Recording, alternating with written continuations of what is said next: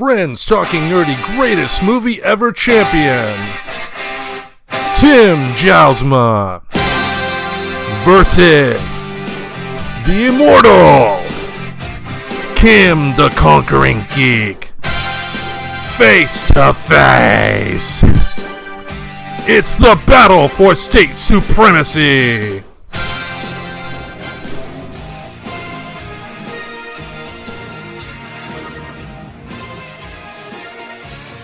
Hey everybody, welcome to our bonus episode. It is time for the Battle for State Supremacy. State Supremacy. This is Tim Jousma here, and with me I've got... I am Kim. Kim The Conquering Geek. Okay, this week I am Kim The Conquering Geek. It helps with the Vince McMahon impression that I did at the, for the intro for this particular episode. Okay. Kim The Conquering Geek. No, Kim The Conquering Geek. Like that. Oh, I'm just going to leave that alone. Like Vince you did McMahon, it just fine. You got the phlegm going and all that. Well, it has, you're not going to be Kim The Conquering Geek and expect people to listen. You got to be like powerful and rah, Okay. You're selling it, you're selling it. All right, you sell it. Yeah. You just sold me, apparently. Okay. All right, well, what this episode is, this is our battle to defend our home states. Yes. What we've done for this particular episode, Kim and I have both come up with 10 tracks of artists that were born in the respective states that we were born in. And what we're going to do is, explain to you, the audience, our choices. And by the end of this episode, we're going to leave the vote up to you via a social media social media poll on Twitter. Yes. We are going to be the very first to admit here that this is purely subjective. This is for fun. This is for fun. Yeah, this is not a scientific measurement of anything. If my choices happen to win, that would not be a slight on Oregon and vice versa. This is purely for fun, so one of us could have some cheap and easy bragging rights, and we can, hopefully engage you, the audience, to hopefully dive a little deeper into some music choices you may or may not have considered. That's true. I know that I have picked some bands that probably aren't very well known outside the Pacific Northwest, if at all.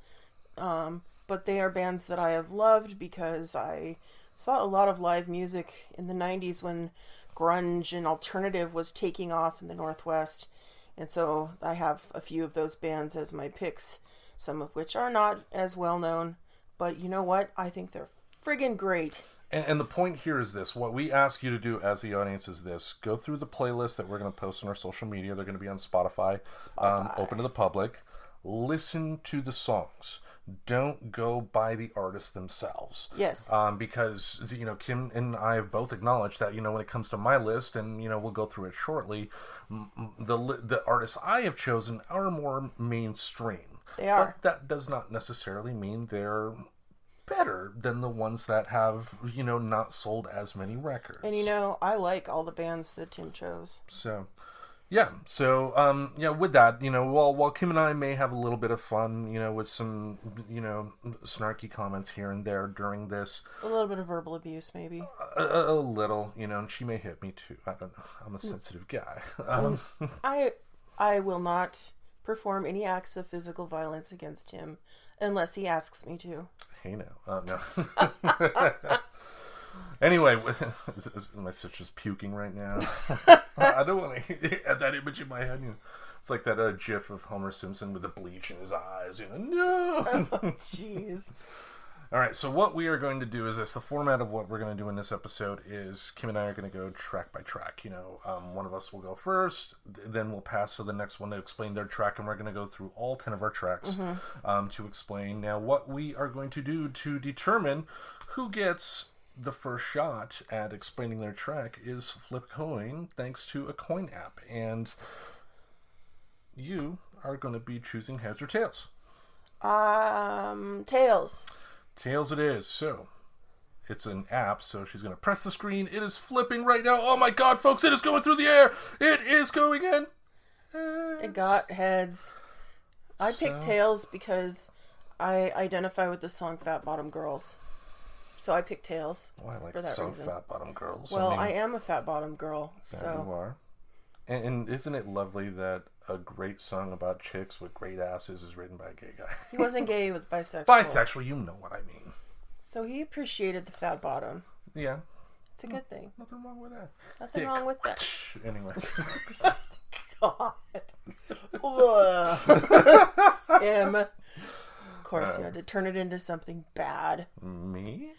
You? All right. So we're going to start with the state of Michigan.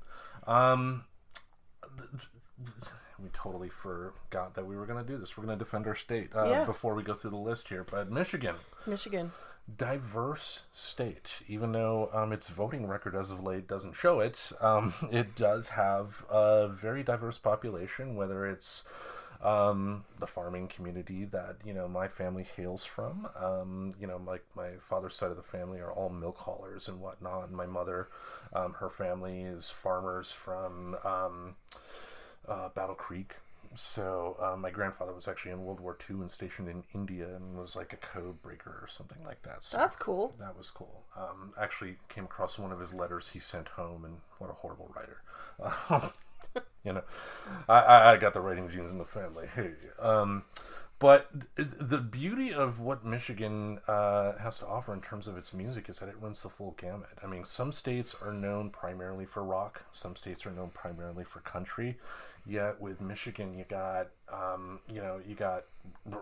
rock representing, you got R&B representing, soul representing, you got the blues representing, you got a lot of diverse music that's playing and that plays in the state, that was originated in the state, that influences other people around the world, and just that nice hodgepodge of everything. I mean, and it influences the artists themselves. Like one artist who is not on my list, Ted Nugent. I know you're the greatest fan of his.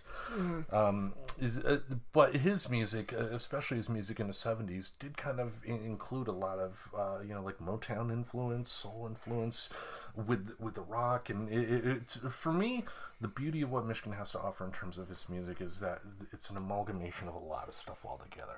It's like, a young kid taking all their Play-Doh and putting it into one big ball.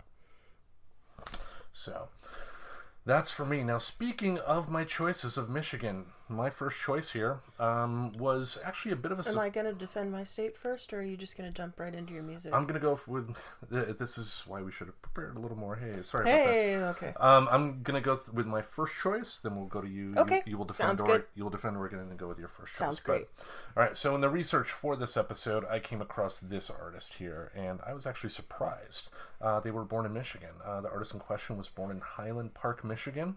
His name is Bill Haley, leader of Bill Haley and the Comets, and the track I chose was Rock Around the Clock. You can't go wrong with this song. This is a great song, and it was one of the theme songs for Happy Days. The very first theme song for Happy Days. It was also the opening song in George Lucas's first hit, American Graffiti. Oh, yes. Also, the movie Concrete Jungle in '55 was the first movie that had a rock and roll hit in it, and that hit, Rock Around the Clock. I mean, there's really not much more that you can... Everybody knows this song. It's a great friggin' song. I mean, it's an all-around great rock and roll 50s song.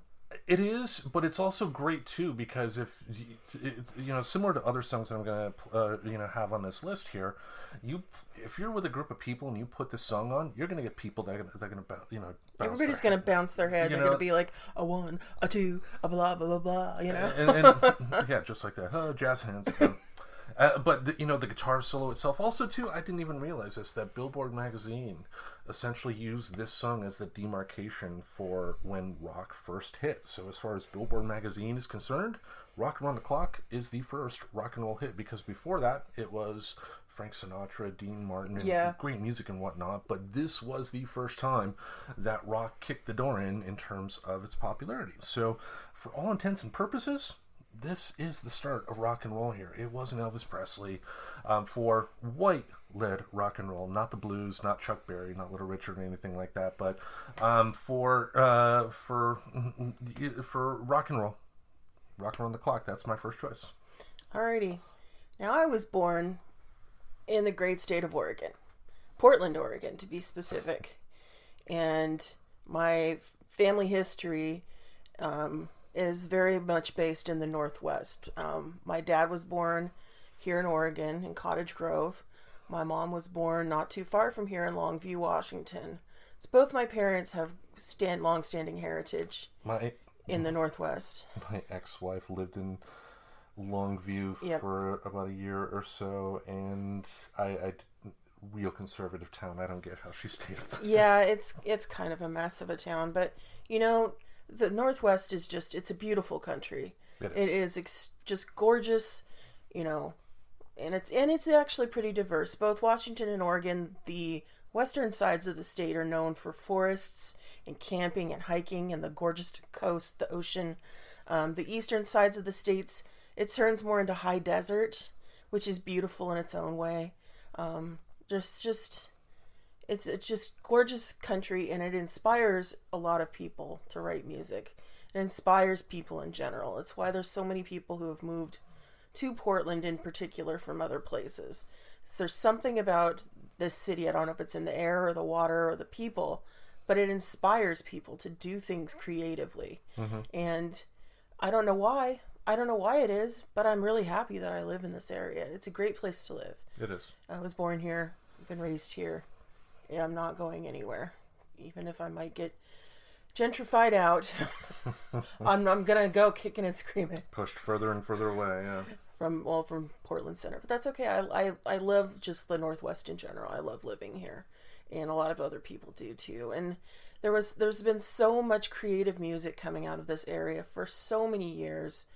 I mean, you can go up to Seattle and go to the Experience Music Project to get a really good idea of Northwest music, which is, if anybody's ever in Seattle, I know I'm supposed to be talking about Oregon, but if anybody's ever in Seattle, you really have to go to the Experience Music Project at least once, if anything, to see their collection of rare guitars.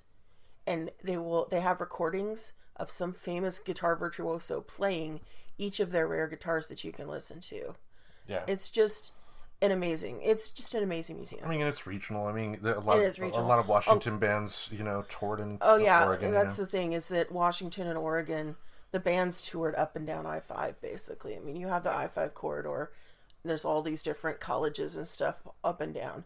And the Northwest music that I'm most familiar with is that of the 90s, and my playlist does reflect that. Mm-hmm. Mostly because I was of college age at the time, so I was going to concerts all the time, hearing different bands, falling in love with some bands, having crushes on some band members, things of that nature. So a lot of my list is going to reflect that.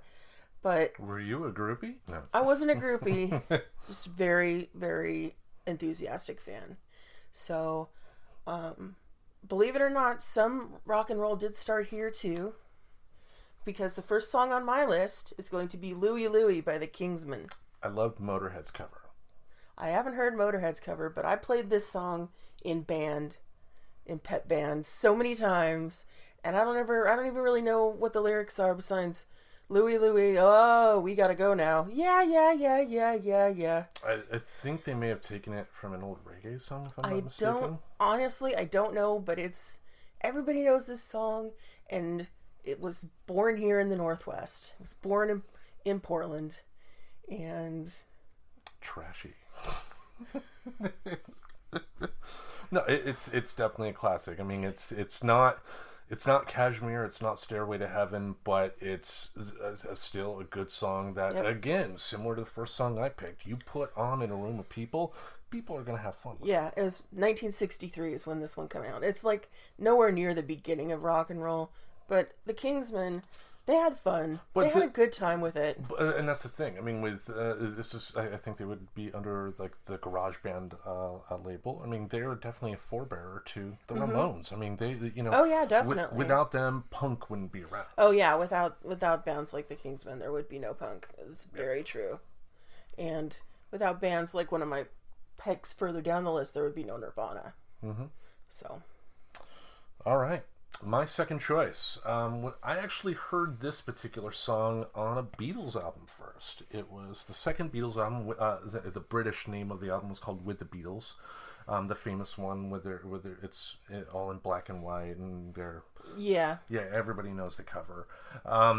And hearing this song, I didn't even realize that it was a cover at first until I dug a little deeper and found out that it was written by Detroit, Michigan native Smokey Robinson.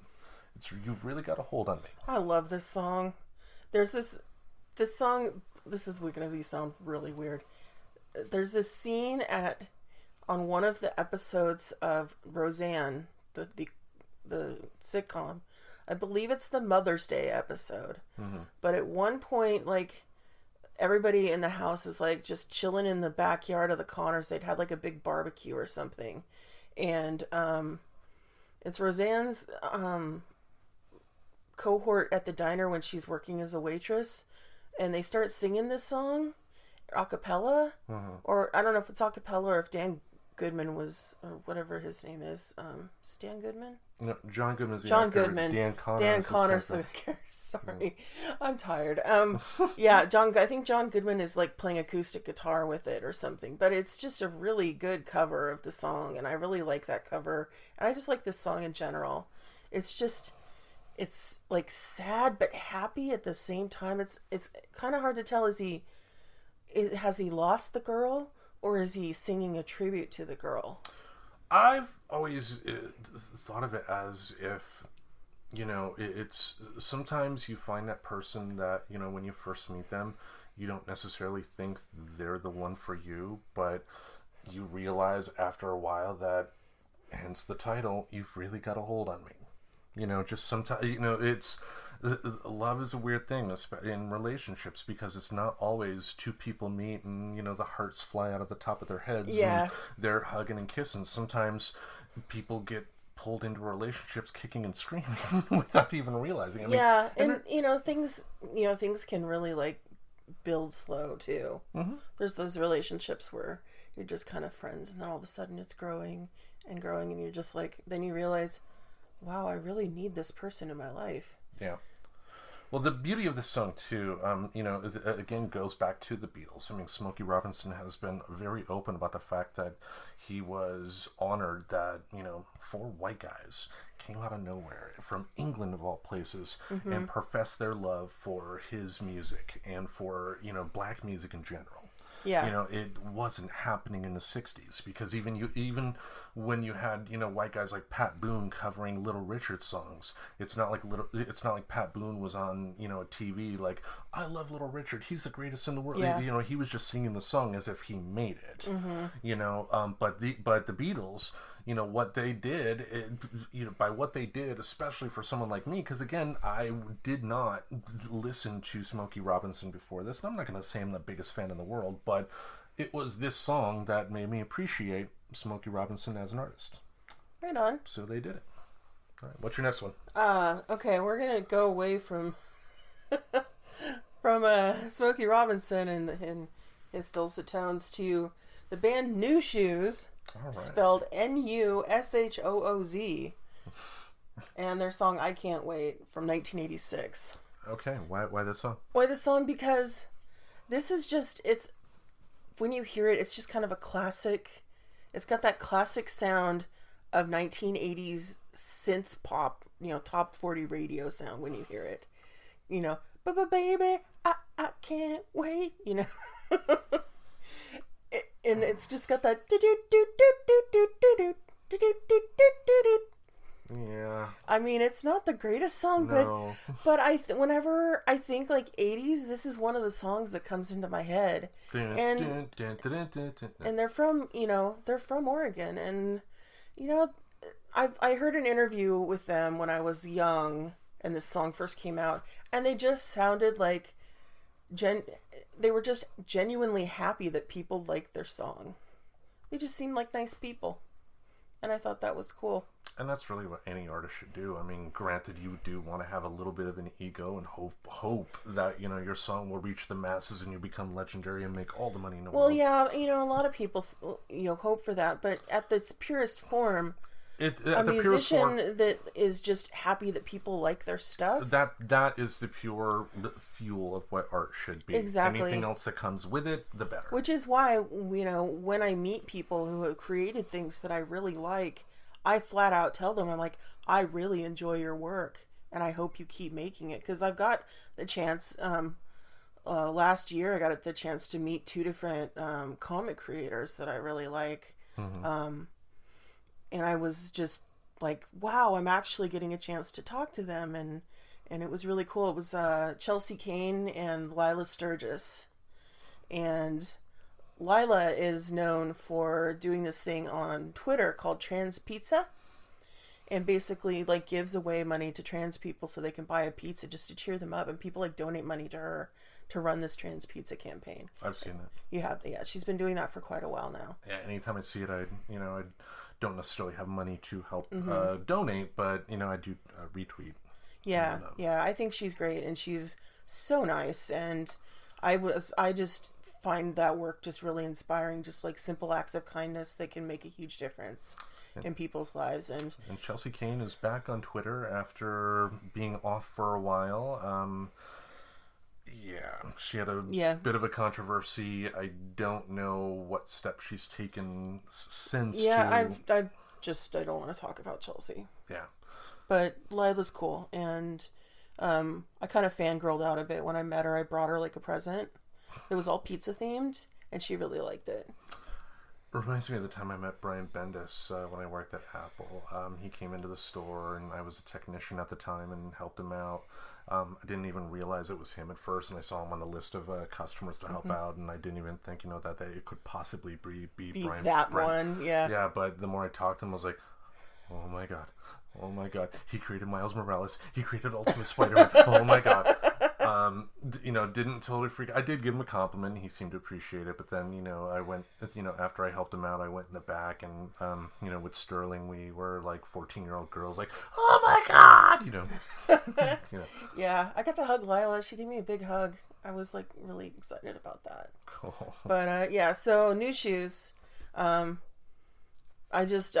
think they sounded like really nice people when I heard their interview, and the song, it's cheesy and it's not that great, but I still like it. There's just some songs, they might not be the best songs, but you like them anyway. You just do. It wasn't a rock. It was a rock lobster. Like that? Exactly. Exactly. That's a song I want to do in karaoke one time. Dun, dun, dun, dun, dun, dun, dun. Yeah. All right. It's your turn now. My turn. It's your turn. All right, the next group I picked, then with the next song, again, I'm not going to proclaim I'm the biggest fan of this group in the world. Some of the members were born in Detroit, so they count. But when I heard this song, it really, one, made me think of, it really it sounded like it could easily be in any Quentin Tarantino movie. But I also thought of my books. Oh. Because I thought of one of my favorite characters in my books, Annie Walker, and when I heard this song for the first time, I just pictured her after she met the character in the first book. You never saw them meet officially, you just knew that they were in a relationship. But when she first met the character Clarissa Day, her first big love of her life, I just picture her driving home, listening to that song. Could it be I'm falling in love? It's from the Spinners. With you. Ooh. Yeah. Again, I won't proclaim to know a lot about this particular band right here, but you put on this song, and if you are close to an intimate moment with someone that you love, and you put this song on, you're gonna get some. I guarantee it. You're gonna get laid. That's a big guarantee. I guarantee it. Guarantee it? I guarantee it. It's a good song. You're gonna get some. You can't go wrong with this song. This is a good song for just in the car, just driving along. Da, da, da, da. You just can sing along and be at the and be like totally like at the stoplight. Thank you, baby. Well, still though, I mean, it perfectly captures that state when you're first falling with someone. Oh yeah, that what Dan Savage calls new relationship energy, or NRE. Yeah. Yeah. Just all the chemicals. Yeah, exploding the chemicals in your head. exploding in your head, and you're like feeling like you're walking like on a cloud. Yeah. And you're just like, oh my God, they're awesome. Oh, I'm so excited. I'm so happy. But this song is going to be better than Blue Chew or Viagra. It's going to get you some. So Okay. listen to Could It Be I'm Falling in Love with My Sister right now. It's like ice picks in her ears. Like, All right, and then we're going right into my track called "Harden My Heart" from 1981. That's usually what happens after you yeah, fall in exactly. love. Yeah, exactly. "Harden My Heart" from Quarter Flash from 1981. Quarter Flash, another Portland band that hit it big. I think this was their main single that hit it big.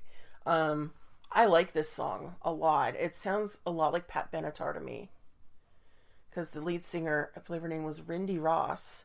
She had that Pat Benatar growl in her voice. And then, of course, the song has the classic, like, 80s sax. And you badmouth the Rolling Stones sax and to tattoo you? I know, I did. But I think it's because I like the sax in this one so much. It's so mellow, and it works so well with the song. And I just really like this song from Quarter Flash. I always have. Cool. Got anything to say about Quarter Flash? Not really. I mean, we both went through each other's playlists and listened to it. I listened to it. Not one I'll probably put on again myself. That's just my taste. Not knocking the band. Well, I mean, it's not like I put this song on a regular basis. Yeah. And listen to it. But if I hear it on the radio, I'm not going to change the channel. Yeah. But you chose it to defend your state's honor. I did, because I like the song. I like the song. All right. Go ahead. My choice now? Your choice. All right. My next choice was a woman born in Detroit, Michigan. The song I picked was actually written by someone else on our list, Smokey Robinson. Oh. She was actually the first Motown act to perform in Great Britain after she opened for the Beatles at their request. Oh, nice. So again, the Beatles doing what they can to, if there's... They just must have been into, the Motown sound at the time. Well, they did. Their first few albums, they had a number, they covered Please Mr. Postman. Yeah, they did. They covered a bunch of R&B hits, but also R&B hits from women, too, which, you talk about SJWs. It's the Beatles, But this is Mary Wells. The song I chose was My Guy. Oh, this song's so great. This is just another one of those classic kind of songs from that era that you put on and people are just going to be like, oh yeah, and they start snapping their fingers and bobbing their heads. Yeah, her delivery of the song too. This song, especially since it was written by a guy, is a perfect example of what an artist can do to make a song their own. It's like when people want to knock the Monkees and say that they shouldn't be in the Rock and Roll Hall of Fame. I challenge them to listen to songs like I'm a Believer. Neil Diamond wrote I'm a Believer. I know. But you're not going to associate that song with Neil Diamond. Well, he sang it as well. Well, you get my point. But still, you ask the average person, they're going to say the Monkees did it. And this... Or they might say, who covered it recently in the... You shut your mouth. Don't say Smash Mouth. Fuck them. Yeah, it's in Shrek, covered by Smash Mouth. I mean... Some people might say that, though. Fuck Smash Mouth, because the lead singer is a jackass. I mean, he gets a date with a porn star, but then makes her carry his coat and treats her like a jerk throughout. What a dick. A fat, stupid dick. Hopefully he's in a trailer somewhere getting diabetes. Okay. Stupid bitch. Anyway, Mary Wells, great song. Wow. Definitely a good song. And one I didn't, as a kid, Motown wasn't really it for me because my initial taste was hard rock. But, it's great listening to these songs because she did interpret it and you could just, she lived this song at some point. And that's how she made it her own. So that's why I put it on a list here. Right on. All right, my next pick... Fuck Smash Mouth. My next pick is from a band that's one of my mom's favorite bands. The band is Pink Martini, and the name of the song is Let's Never Stop Falling in Love. Okay. It's from 2004. Pink Martini is an interesting band because they play so many different genres of music. They do a lot of music in different languages. They've toured all over Europe. They've played with many different symphony orchestras, including the Oregon Symphony Orchestra. And I got my mom tickets to see that. And we went to see Pink Martini perform with the Oregon Symphony. And we had a great time. It was so much fun. But their music is just, it's it's so diverse and so interesting. It's so all over the place that you really kind of have to just listen to a few different tracks before you really get the gist of what Pink Martini sounds like, because there's really no way to describe them. They're kind of like they're like a swing band with international influences. Okay. I really like them a lot. I think they're great. One of the main like sort of head of the band, his name is Thomas Lauderdale. He's from Portland. He brings in a lot of guest artists. Two in particular, China Forbes is one of the singers. Storm Large is the other main sort of guest singer that performs with them a lot. And both those women are just, their voices are just amazing. Storm Large was on one of those reality TV shows, like she was trying to perform with this band that Dave Navarro had formed at the time. I can't remember the name of the reality show, but it was kind of a fun reality show. Oh, Rockstar NXS. Oh yeah, I think it was one of the Rockstar ones. Either Rockstar NXS or Rockstar like Superstar or something. It wasn't the one that while they were trying to audition a new lead singer for NXS. Yeah, it was a different band. They had 2 seasons, and it was the second season. They had Jason Newsted that was a part of it as well. I think Dave Navarro was just the host of the show. No, I think he was actually in the band that he was gonna tour with. I think it was while he was on break from. Well, he hosted the first season. He was the host for the Rockstar NXS. Maybe he was. Well, it wasn't the NXS one. Yeah. Then it was season 2, but still he was the host. Huh. Okay. Yeah. I don't know. I know my TV. I don't know. I just know that Storm Large is awesome. And Pink Martini, they're really, really fun to listen to. They really are. This song I picked is from their album Hey Eugene. I think Sympathétique is one of their more well-known albums. It's the one that they've won awards in France and stuff, for God's sake. They must be good. No.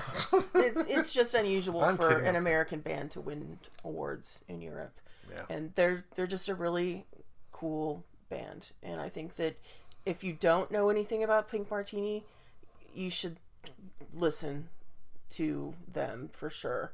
They've been around for a long time, and they just keep continuing to do really interesting, diverse, and just fun music. Cool. So, all right, my next one. This artist was born in Muskegon, Michigan. His name is James Osterberg Jr. And one time in the 60s, he had a chance to go see The Doors in concert. I believe it was in East Lansing, Michigan, and he fell in love because Jim Morrison was Jim Morrison on stage. Jim Morrison wasn't, the hi everybody. Jim Morrison. Jim Morrison was a mess, but he was an interesting mess. That he was, but James appreciated how he was essentially antagonistic to the audience, and by his presence on stage, just there was a raw power, for lack of a better, pun. No pun intended, and you'll see what I mean in a minute here. But there was just a raw power to his performance that he really appreciated. He was a big fan of the blues, actually moved to Chicago for a bit. And, but Chicago was a big hub for Chess Records. Yeah. That's where Chess Records was, and studied the blues, but then came back to Michigan, formed a few bands until he ended up joining and creating a group called the Stooges. The person I'm talking about is Iggy Pop. Iggy Pop. Yeah. And the song I chose is Search and Destroy. No real way to describe this, but you put this on, this is a song you have to have cranked up all the way. Just the guitars, just how they kick in, just it's like a jet engine going in your face. Iggy Pop, they call him the godfather of punk rock.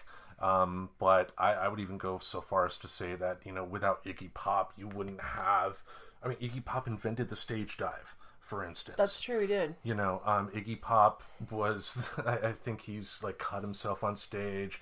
He's took in jars of peanut butter and rubbed it on himself on stage. Yeah, if there's some weird thing that's been done on stage, Iggy Pop probably did it first. Speaking of that, Henry Rollins has a great story about Iggy Pop. I guess Henry Rollins is a great artist, but lately lead singer of Black Flag, and also Rollins Band. Yep. But he is also kind of an uber male at times. He's his body is very uber male. He's got a very masculine he carries himself in a very masculine way, but he's one of the nicest, most sensitive guys. But that doesn't mean that he doesn't have the, I'm better than you drive that a lot of men have. Yes, of course. And he admits to that and jokes about it. That's, but there was... He's a good guy, though. He very, very much is. But, he told a great story about, touring 3 times with Iggy Pop, and each time he tried to outperform Iggy Pop on stage. First 2 times, failed. The 3rd time actually involved The Cure. That's right. Yeah. You told me this story. Yeah, there was a tour in Denmark, and it was The Cure were the headliners, and they already had a band that was going to open for them, but they needed one more band to start the show. So they called the Rollins band. We're like, hey, we need you to open the show for us. We're going to have another artist as well, that will come on after you. And Henry was like, who is it? It's Iggy Pop. I'm there. Because he had to one-up Iggy Pop. That was his mission.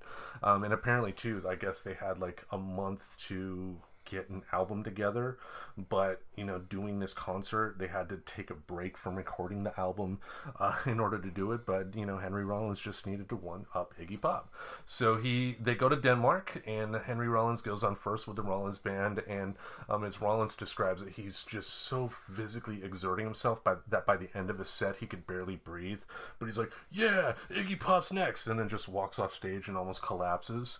And then he says that Iggy Pop walked by him and goes, fucker. But then what Iggy Pop does is what Iggy Pop does best. He goes out on stage and just proceeds to go nuts. Now the stage, for concerts that have multiple acts at once, the roadies will set it up to where, the main headlining band will have their, instruments in a set spot, but then another band will have, theirs like up front or something like that. But Iggy, during the course of his performance, ended up destroying The Cure's equipment, and also The Cure had flower pots on stage, and he proceeded to destroy them all and throw them into the audience, and he also invited the audience onto the stage. Generally don't do that. You don't, but it's Iggy Pop. What are you going to do? But then at the end of that set, Henry Rollins is watching all this and it's just like, my God, why?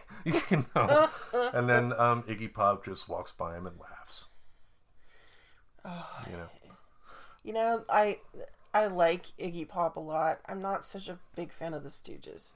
I know the Stooges are super influential, but I just don't like their sound as so much as I like Iggy Pop's solo work. Well, this song in particular, Search and Destroy, is from the album Raw Power that was produced by Bowie. And, obviously later on, Bowie and Pop ended up having a lot more deeper, artistic collaborations. China Girl was actually written by Iggy Pop and I believe performed by him first. But, they helped each other out along the way. Iggy Pop, of course, Lust for Life. The first Iggy Pop song I heard, though, was on Beavis and Butthead, called Butttown. Butttown? Yeah, early 90s. Iggy Pop with a song called Butttown. Now, what's your choice? What a segue. All right, we're going from Butttown to Landlord. I know, weird. Okay, so the band that I chose for my next track, it's a band called Sprinkler. They are a Portland band. Name of the track is Landlords from 1996 on Sub Pop Records. Sub Pop Records, if you don't know, Seattle-based record label. They're still around. They're still putting out music. Yeah, they were the first one that gave Nirvana a recording They weren't contract. the first one. There was one before that, I'm pretty sure. They were one of the first. Oh. They were the first major independent label. Okay. But, what do I know? But Sprinkler, the members of the band still live in Portland. It's 2 brothers and another person. They currently own Jackpot Records, and one of the most better video stores. It's not Movie Madness. It's a different one. The logo's in my head, but I can't think of it. Anyway, I don't know if it still exists or not, but I used to go there pretty regularly. It was over on Clinton. I think it was Clinton Street Video. I think that's what it was called. But yeah, the band's. I just really like this song. I like this whole album by Sprinkler. It's called More Boy Less Friend. Okay. But their music is it is very much the sound that was happening at that time in Portland. It's just, there's a lot of guitars, a lot of heavy drums, and it's I just really, really like this song. And then there's another song on this album that I almost chose. But I really like the guitars on this one. And they're just really driving. They're just like... Yeah. So they're going to be in your front line for the Battle for State Supremacy. Sure. Sure, why not? But yeah, Sprinkler's definitely one of my favorite Portland bands. Yeah. If they're on social media, you should tag them when we I don't think they are anymore. Okay. I was doing some research about all the different bands, and the only presence I found was a little mention on like Wikipedia and a little mention on the Sub Pop website. But you can still buy their music from the Sub Pop website. Well, they like making money. So. Yeah, everybody likes making money. So. Imagine that. All right, my next one. A gentleman born in Detroit, Michigan. His name is Vincent Fernier. I believe you pronounce it, but again, French names are what they are. He was at WrestleMania 3 in the corner of Jake the Snake Roberts, who faced off against the Honky Tonk Man in a losing effort. But at the end of the match, he ended up putting a big boa constrictor on Jimmy Hart, the Honky Tonk Man's manager. Tim, you are such a nerd. Why do you think I have this show? This person ended up moving to Arizona and starting a band. He started the band with a cover story that they were using a Ouija board and came up with the name of an old witch from, like, I guess the Salem witch trials or something like that. I'm sure it's more deep involved, but he ended up taking the name of that particular character, Alice Cooper. Alice Cooper. Yeah, and I was so confused when I first saw the video for the song. So I'm like, is that the name of the band or the name of the singer? Why is he named Alice? I don't understand. Little mind blown. But yeah, this is a classic. School's Out. School's Out. I remember when my son Luke first heard it. He hates school. He still hates school. I mean, I think he's gotten to the point to where because I never lied to him. I never tried to say, well, school's great. You know, I said, yeah, school does kind of suck. If you think it sucks, then it sucks. But you gotta do it, because if you don't do it, you're gonna be there longer, because you'll have to skip a few years and all that stuff. It's best to just go through it, get it done with, and then you'll never have to do it again, you know. That's true. But, you know, listening to this song and just the rage in the song, Alice Cooper captures that anger that my son had, that other students have had throughout the years. Because my son, when he first heard it, was like, yes, this is a great song. I love it. You know? I can totally picture Luke saying that. That's funny. Yeah, and it was actually used to great effect in the Robert Rodriguez film, The Faculty. It was also used to great effect in Dazed and Confused. Yeah. Also, even though he was the godfather of shock rock, he was on The Muppet Show. Alice Cooper was? Alice Cooper. Singing this song, Welcome to My Nightmare, as well. You know, which would be the equivalent of, you know, Marilyn Manson showing up on Sesame Street in the 90s.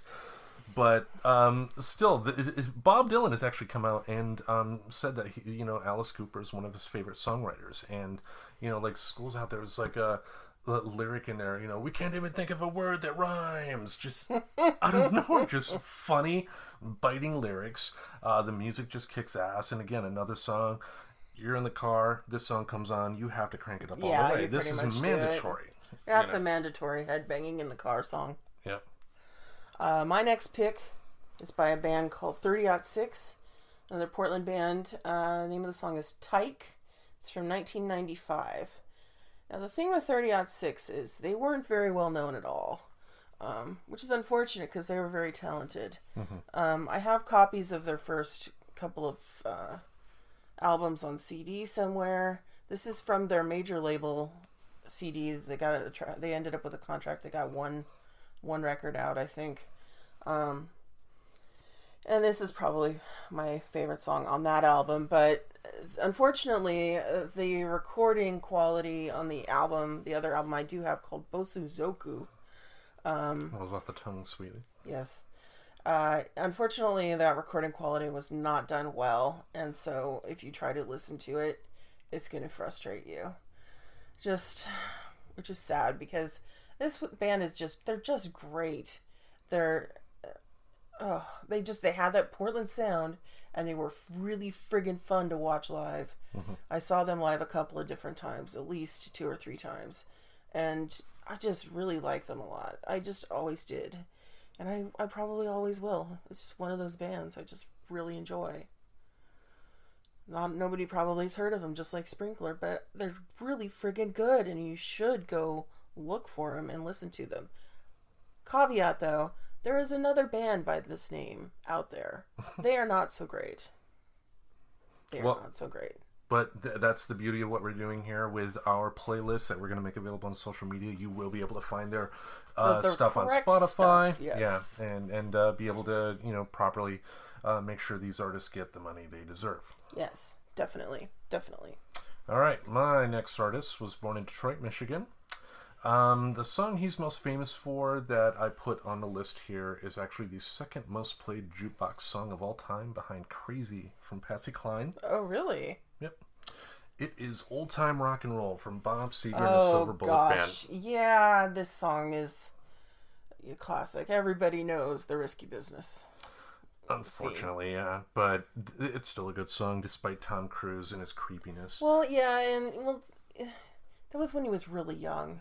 He's still creepy as fuck. He is still creepy, yeah, but and everybody has parodied this song. There's probably if you did a search on YouTube, you'd find a whole bunch of people trying to do the sock sliding move. Well, Homer Simpson did it. He did it and he slid out and then, who wears short shorts? I wear shorts. But oh gosh, you and the Simpsons. I love that show.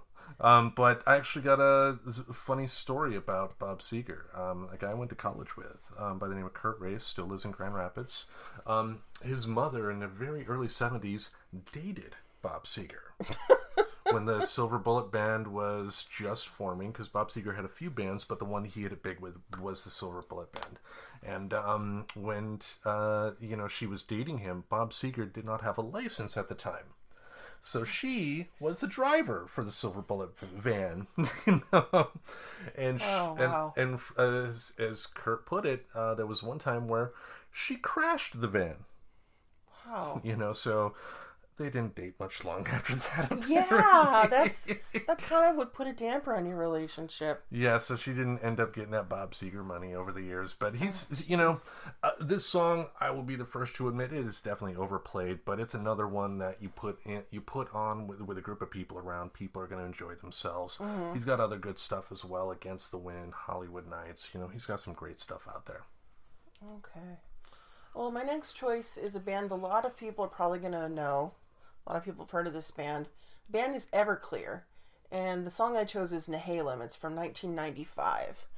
Now, Everclear is kind of one of those bands that I'm kind of conflicted about, because I have met the band before, a long, long time ago, in a land far, far away. I have met the band. I was less than impressed with their lead singer, Art Alexakis. He was kind of a jerk. But I think at the time, if I recall correctly, he was on a lot of drugs. I believe he has Parkinson's now, so there could be any number of reasons why he was a jerk that day. Could have had some bad coffee. I don't know. But at any rate... Is that the name for heroin, those I don't know. Yeah. I really like this song. Nehalem is a city... it's near the Oregon coast. It's kind of a small town. And the song is all about being in a small town and living in a small town. It's a great song. It really it's short and it just is I love this song. Kind of fun trivia fact I found out while doing research. A person I went to high school with, that I was in high school band with, Brett Snyder, was their drummer. He actually toured and drummed with the band from 2004 to 2008. And before he was their official drummer, he was one of the drum techs. Nice. And it's kind of cool because I knew that he had been doing drum tech and roadie work for a lot of different bands from the Portland area for quite a while. I mean, we're the same age. We graduated in the same class. Mm-hmm. So it's pretty cool. I was really wow, that's awesome. And then I Googled and I'm like, is that really the same Brett Snyder? I go, I'm like, yeah, that's the same Brett Snyder. There's pictures of him in the band, and I'm just like, damn, that's really freaking cool. if you're listening, Brett, that's really friggin' cool. Well, you better tag him. I'm really happy for him. I don't know if he's even, I couldn't find him on social media. But, hey, if he hears this, that was really freaking cool. Well, I mean, I think Everclear has social media presence, so you can always take I suppose, I guess we could do that. But I just was like, I was just really stoked for him because he was a really good drummer in our band. And I'm just, I like it when I see people that I knew were good people when good things happen to him. And that's the case with Brett. He's a good guy. Yeah, I got a friend in Texas, another water cooler friend from Best Buy, Meg Anderson, who is a huge Everclear fan, and I guess every time they come to Texas, she, for whatever reason, is able to get not only tickets to the show, but also meets them up backstage. So I don't know if she has a personal knows somebody in the band or something like that. Huh. But, that's fun. Yeah. Yeah. All right. My next one. Gentleman born in Saginaw, Michigan. He was born Steveland Morris. He was the youngest person to ever top the Billboard charts in 1963 at the age of 13. You will know him by the name of Stevie Wonder. Stevie Wonder. Yeah, a legend. Now, when I was a kid, What's the song? Oops, let me get to it. Okay. All right. Now, when I was a kid, I didn't like him because of the song "I Just Called to Say I Love You." Oh, that song. What a garbage song. That song is really annoying. Just because when it was on, I think my mother loved it, and it just was on all the damn time. It was really, really overplayed. It was very, very overplayed. Yeah. That and that trio song that he did with Elton John and Dionne Warwick. I can't think of the song, sorry. Well, good. I don't want to think of it either. Okay. But it's similar in vein, just nonsense stuff. But for the longest time, I didn't like his work until I came to this song in particular, Superstition. This is a fucking great song. Yeah, just... The bass line alone is worth the price of admission. Yeah. Bow, bow, bow, bow. Just overall, it changed my opinion of him like that. Because I finally got it. And it's... okay that I don't like I Just Called to Say I Love You. Everybody can have their own personal taste, but you know, if you don't listen, if you do yourself a favor, listen to his golden era of music, and that's in the 70s. You know, whether it's this album in particular, Songs in the Key of Life. I mean, he just had a string of records to where not only did he write all the songs, but I believe did all of the instrumentation on the album. He's a virtuoso in music, but just an absolute legend. Also did touring with the Rolling Stones as well. You know, once this album came out, because he wanted to kind of break away from the pigeonhole that he felt he was in from the Motown era. But just an all-around great musician. And I believe too there's a bootleg out there called A Toot and a Snort. It was a bootleg of the last recording done in the 70s that John Lennon and Paul McCartney did, that Stevie Wonder was involved in. Oh. Didn't come to anything because, based on the name, A Toot and a Snort, they were doing all kinds of drugs. They were on a lot of drugs, yeah. Yeah, but still, Superstition is a classic. I believe it's either in Rock Band or Guitar Hero. And you can play that bass line. Yeah. Which is freaking fun! Oh my god, I love this song. That's a great choice. Mm-hmm. Great choice. My next choice is a 90s band from Portland named of Dharma Bums, and the song is called Stayed Up Late. It's kind of a little poppy. It's a little kind of light. It's like alternative poppy kind of song. I think that they were a little bit ahead of their time. If they had come out with this maybe 2 or 3 years later, they probably would have hit it really big.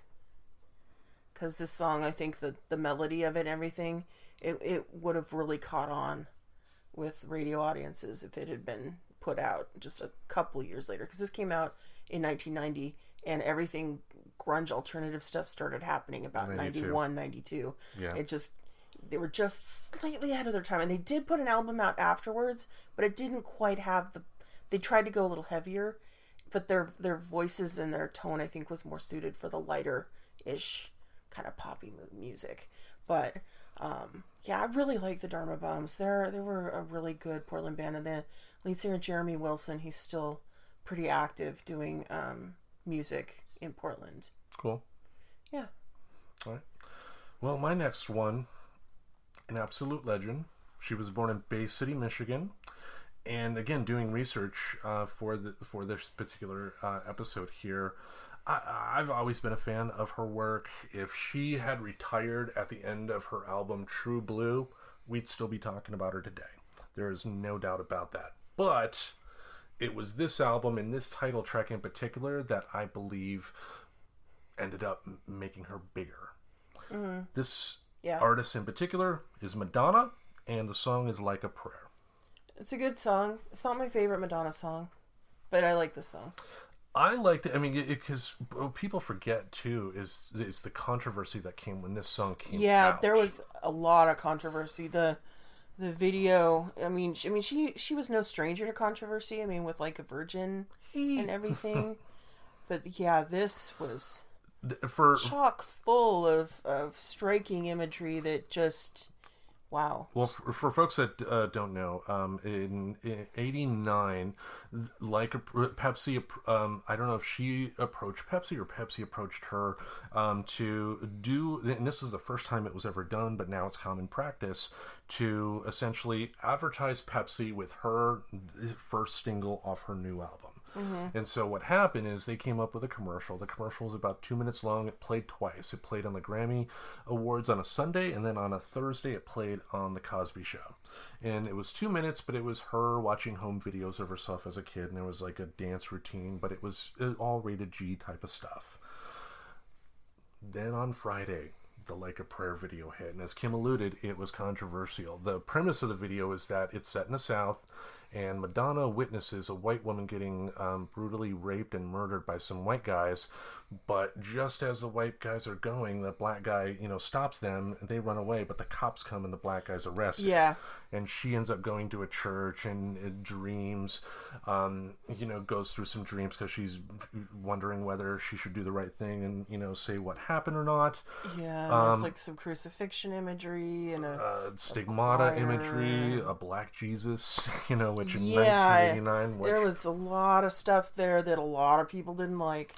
The Pope himself, Pope John Paul II, urged... I mean, he got the video banned in Italy, but as common practice in America, the moment you have any sort of big sort of boycott movement occur, what's going to happen? That artist is going to sell out everywhere. Yep, that's what happened. So this album, essentially became number one, had a numerous number one hits throughout, and her career speaks for itself.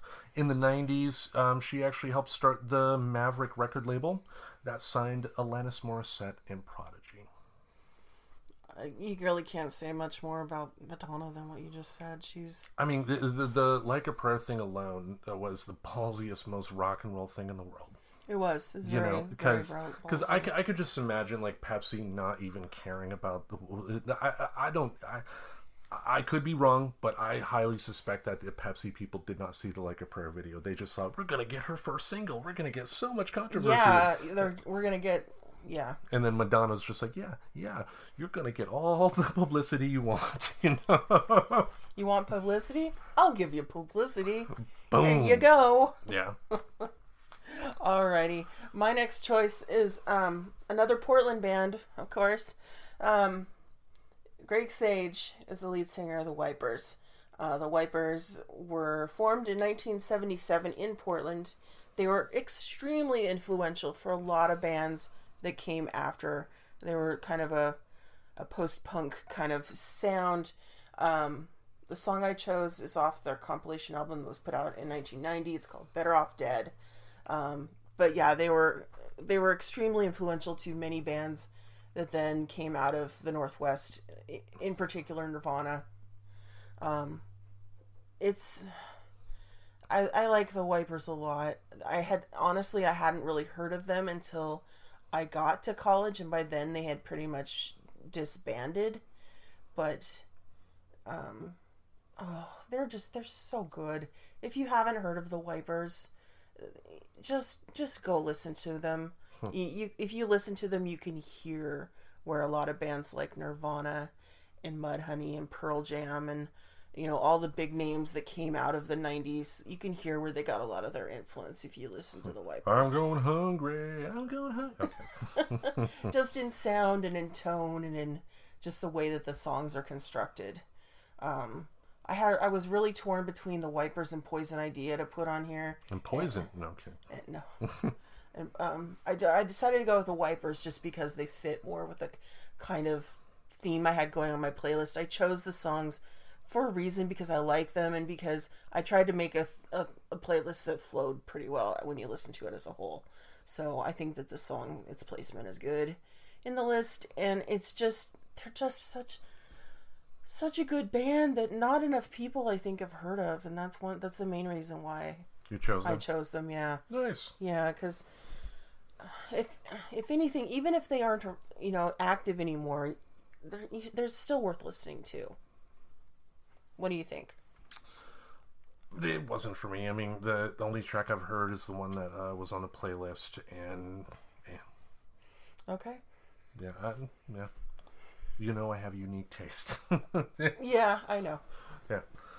All right. Well, last track on my list. Save the best for last, I guess. It's a band that is not necessarily associated with Michigan, but the lead singer was born in my hometown of Grand Rapids, Michigan. It's the Red Hot Chili Peppers. There's not much you can say about the Red Hot Chili Peppers. They're fun. Yep. They're a fun band. I actually had a friend of mine in Grand Rapids back in the 90s. He worked at a car wash in Lowell, Michigan, which is just outside of Grand Rapids. And, he was there, and a guy pulled up in a car, had a Red Hot Chili Peppers a sticker on it, but the guy was dressed in a suit and whatnot. And my friend was like, "You like the Red Hot Chili Peppers?" And the guy goes, "Yeah, the lead singer's my son." Right on.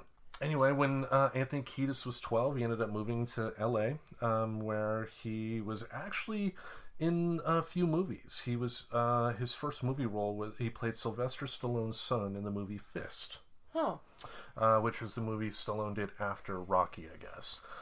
But ended up meeting Flea and the other members of the band.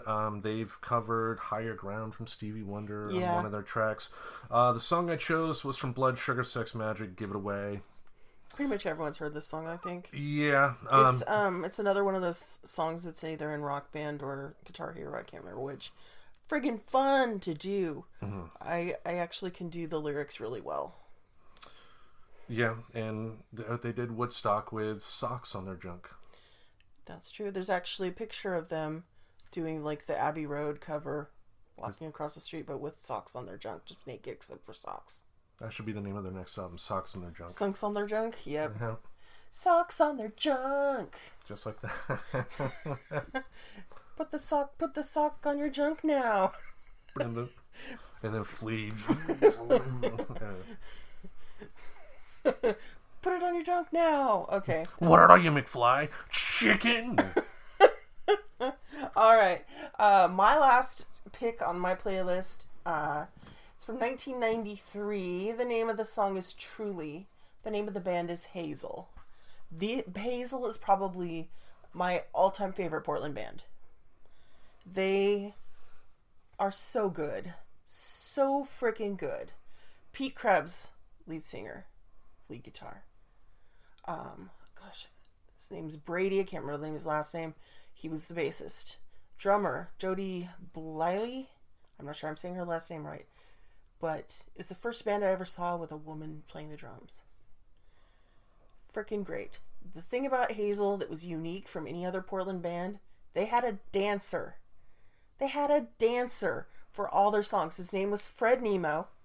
And he was out front just doing interpretive dance the whole time. First time I saw them, I did not know this. I did not know that they had a dancer.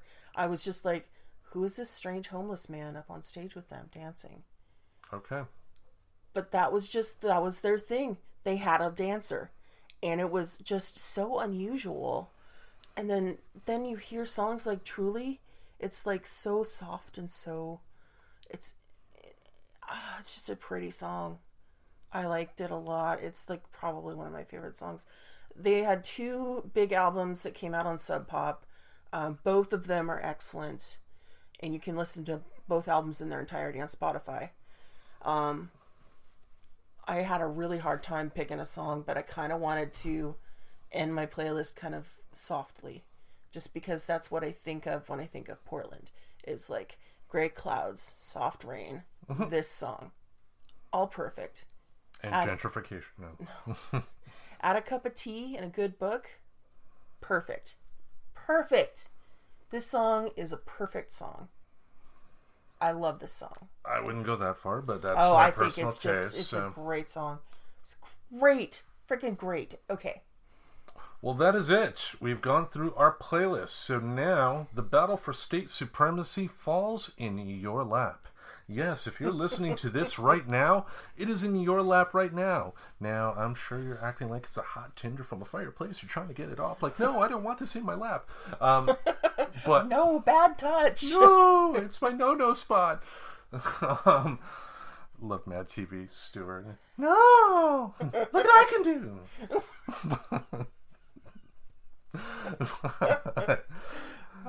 It is up to you what we are going to do once this episode is released on our social media platforms. We are going to release the playlist, and there will be a poll. The poll is just going to simply be which playlist best represents their music in question. Is it going to be Michigan, or is it going to be Oregon? And again, what we ask is that you objectively go through the tracks on each playlist and make your choice accordingly. Because at the end of the day, this is for fun. If I win, the world's not going to explode. It's not going to make Oregon inferior in music. If Kim wins, vice versa. That does not mean Michigan is inferior in music and Oregon is supreme. If I win, I'm going to gloat, and that'll be fun. But it's not, this is not super serious, but we ask that, you objectively, go through the playlist and make your choice accordingly. Yep. And vote. And by next week's episode, when we come back with our regularly scheduled programming, we will announce the winner of the first ever Battle for State Supremacy. Tim's got a pretty strong playlist. That's a pretty strong playlist, Tim. I like all the songs on Tim's playlist. I like all the songs on my playlist. Oregon is a great state.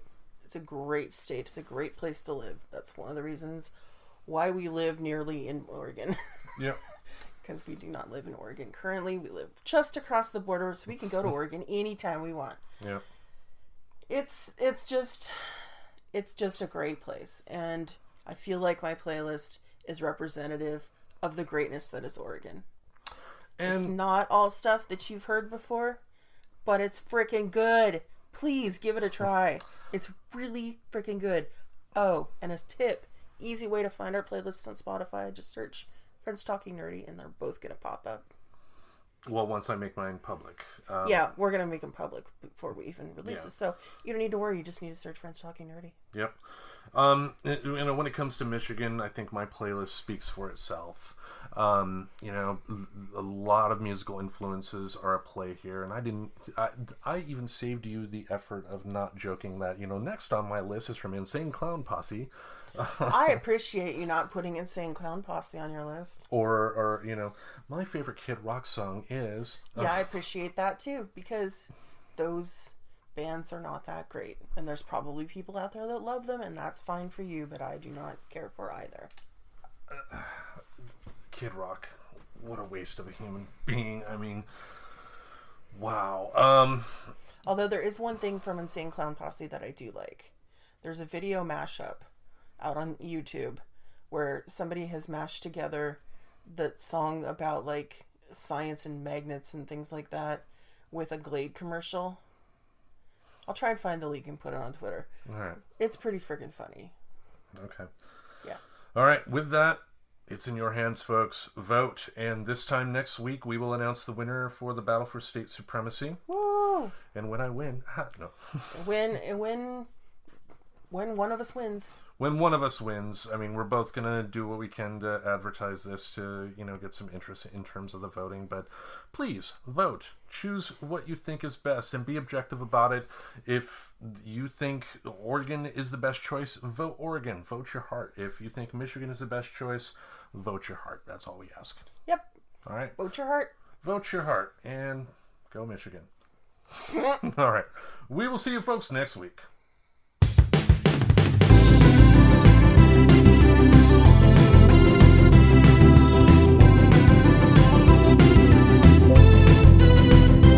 If your friends are nerdy and you are nerdy too, I want to talk to you.